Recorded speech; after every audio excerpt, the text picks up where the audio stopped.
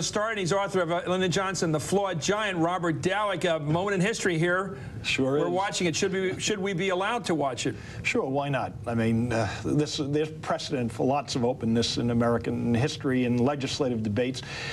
But, you know, Chris, what people are going to pay attention to in the final analysis is the fact that this man was impeached, that he was tried. He's the only elected president in the country's history to have this happen to him, and only the second president, and it's not going to be forgotten. That's the headline in the history books. These debates and discussion by the senators, unless something really quite spectacular is said, are going to pass by the boards. What will be remembered is the impeachment and the trial. Those are the headlines. Let's go to another historian down in Fort Myers, Florida, presidential historian and author of Trial and Triumph, Presidential Power in the Second Term, AlZacher. What do you make of that, of this discussion? Here's a president in his second term. He's being tried by the U.S. Senate. Should that be part of his public record, and therefore should it be public? I think one of the interesting things about Clinton is that he's going to attempt to walk away from this and act as though Congress hasn't laid a glove on him. And it's interesting that Andrew Jackson probably carried through in the same vein and got away with it. Right. It'll be interesting to see whether this president will be successful, but he certainly will try.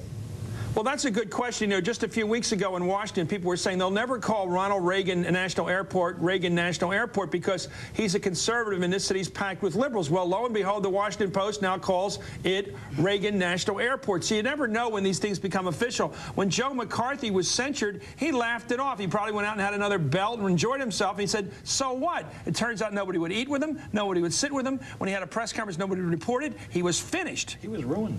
He was ruined. Joe McCarthy was ruined. And Bill Clinton's reputation is in many ways ruined by this impeachment and trial. I don't think you need a finding of fact. I don't think you need a censure. This goes down in the history books as a terrible blight on a president's reputation. Let's open up a question here. David Stewart is an attorney. He served as trial counsel for Judge Walter Nixon in his 1989 impeachment trial. What is the relevance of that trial? I'll let you lay it out, David. Much of the relevance here has become irrelevant, frankly, because this trial has been handled in such a unique way. It's been clear from the beginning the only interest that most of the senators had was getting Congressman Hyde and his colleagues out of the building as soon as they could, as fast as they could. They really didn't want to hear evidence. We've had an extraordinary volume of lawyers' speeches, but it hasn't been a trial in any form that anyone would recognize. And so this is unique. All previous impeachment trials have, at some level, involved witnesses and testimony and curiosity. And even simple human curiosity. Right. Did he do it or didn't he do it? And here there really hasn't been. Some of this is because so much of it was public ahead of time. Right. So there were no surprises really that could happen. The Starr report was so exhaustingly complete and over-complete. In the normal case of a deliberation, I want to get the precedent here. Normally, we'll talk about the matter of perjury in the case of Judge Nixon later, because that has been brought up as a parallel here. Normally, in the course of an impeachment trial, when they actually get to deliberate over what to do, like any jury, they retire. It's a phrase we use, a jury retires. Now, they don't like being called jurors, according to Tom Harkin, but they are, in fact, juries. Jury. Do you think, does anybody want to make the case for retiring and deliberating so they don't have a bunch of people watch them and they don't just play to their hometown galleries? Julia, do you want to try that or not? Since you broached the topic of makeup, etc., do you think, first of all, let me just suggest how hellish it could be next week. Suppose all the liberal senators come in there, starting with Harkin and Kennedy and all, and they just start listing for 15 minutes Bill Clinton's legislative accomplishments.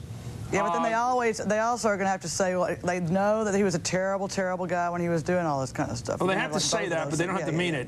Yeah. You know, I've never heard the word reprehensible used so many times in my life by people who are applauding a guy. God, what you did was reprehensible. I really like you. Today, I know. Shameless, reprehensible. I think you raise an important point, though. I am concerned. I think I'm the only one here who is concerned about the tradition of having the Senate deliberate in private. In all the previous impeachment trials, 13 of them, that's always what's happened. I think it's a sad thing to lose. It's a chance for them to talk to each other without having to posture. I suspect they still posture a bit, but less than they would otherwise.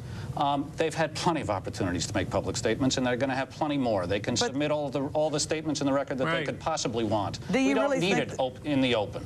Excuse me, do you really think they'd be deliberating? Do you really think they would quietly deliberate, though? I mean, they already know what, I mean, each one of those guys knows what they're going to do.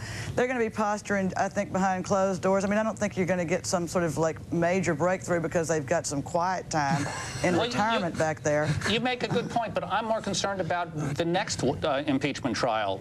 There may be a time when it's useful for them to do this, and once you open it up, you're never going to have that. Well, let's talk about when it would be useful. Suppose you have a person, a judge, a federal judge like your client, who's up, and he has a pretty darn good case, but he's an unpopular person because he did something apparently that was wrong. He's a classic case where you have 12 angry men and you want to turn them around, right? It's harder to turn people around when everybody's watching them, isn't it? Absolutely. And, you know, if you take a judicial case, for a judicial impeachment, those cases, the last 3 have been tried by committees. So then you have 88 senators, committees of 12. You have 88 senators who never hear the evidence. Well, those senators need to hear the evidence, so they at least can hear it from each other. It's an important step. It's a chance to reason with each other, which I think, in this case, Julia's right, wouldn't happen, but it's hard. It'd be a shame to lose. And we wouldn't necessarily be setting a precedent, would we? I mean, just because K. Bailey Hutchinson wants this to pass in this instance, it doesn't mean that the next time a judge is impeached, we have to have this public spectacle. You never stop. The distinction you have to make, I think, is between judges and a president. A presidential impeachment, I think, is unique. It's different from trying judges. Because we elected him. Because we elected him. He's the only popularly elected Can I be a complete cynic? The only reason we're going to open this up is because they've already made up their minds, and nobody's really sitting out there trying to have one of these hearts, you know, midnights of the soul when they have to decide what they really are. They've all decided to vote party line. We were watching Hardball on CNBC.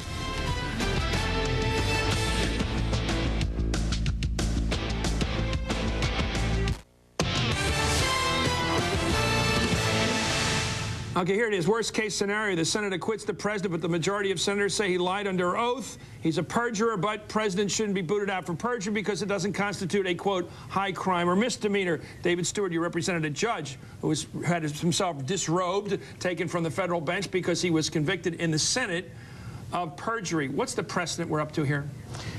The point here is you've got 2 very different officers. There's over 800 judges in the country. They're not elected. They serve for life. They never leave office until they die or they resign. If there's something wrong with that judge, the only way you can get rid of him is by impeaching him and convicting him in the Senate. The standard has to be somewhat lower. You also have a constitutional provision that they serve during good behavior. The president is very different. He has a set term. He's elected by everybody. To throw him out is really to overthrow the government. Where do you get this distinction from? From the Constitution or from your own interpretation? Where do you find it in the Constitution? A separate standard for federal judges and presidents? Isn't it both high crimes and misdemeanors? It is other high crimes, yes. It's treason, bribery, or other high crimes and misdemeanors. Well, how do you distinguish what the judge should be judged by and what the president should be judged by if the letter of the Constitution is clear? The letter of the Constitution, in my judgment on this subject, doesn't answer the question. There are a lot of constitutional questions where you don't turn to the 5-page constitutional text and find the answer. You have to construe the entire Constitution. I think here you have to. Removing the president is such a massive thing to do to our country.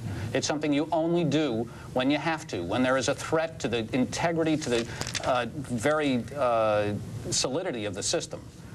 It's not simply that you think the president acted like a dirtball on a few occasions. Right. Well, let's go to the question. AlZacher, you're a presidential historian, particularly of second-term presidents like we have here. In fact, I should point out the first second-term elected president in the Democratic Party since when? Franklin Roosevelt. You got to go way back for that one. AlZacher, it seems to me that we have a question here. Now, if I will just play high school. I'm sitting in a high school or a college dorm, in fact, and I'm saying, you know what?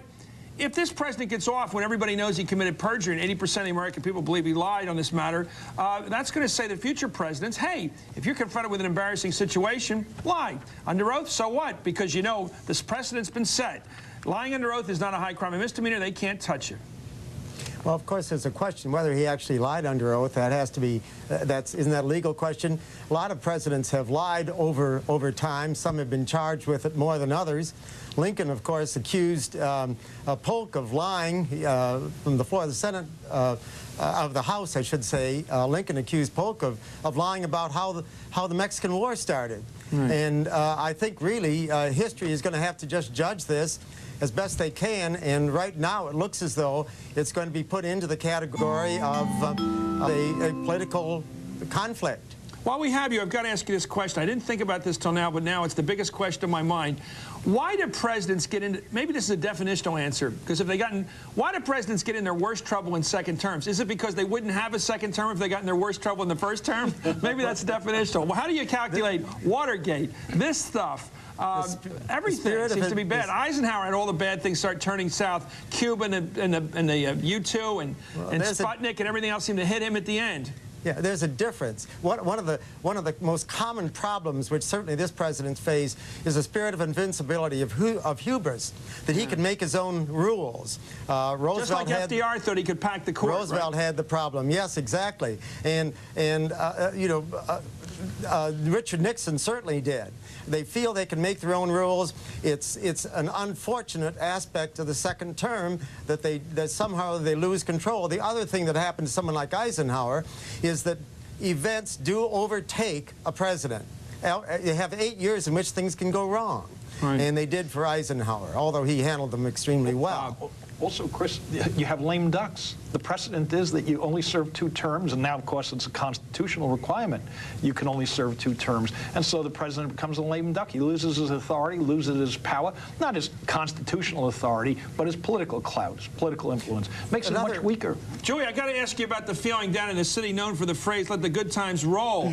Does New Orleans have a particular sort of what do you call it, the carpe diem attitude towards life, where they don't really think that this is worth talking about, this whole thing? Well, I mean, it seems like from the polls that the man on every street in every city is got a kind of a carpe diem attitude about this. I mean, sure, people down here, most people are not sober enough to ask right now. It's the week before Mardi Gras.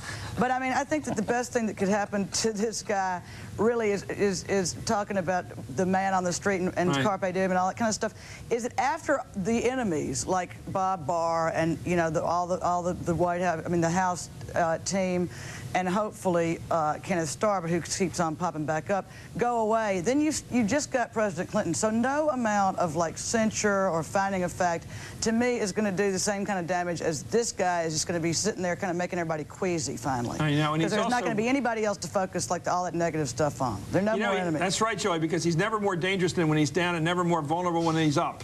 And anyway, I want to thank Bill, David, Robert, Julia, and Alfred. Up next, Senator Olympia Snowe from Maine. Stay tuned. You're watching Hardball.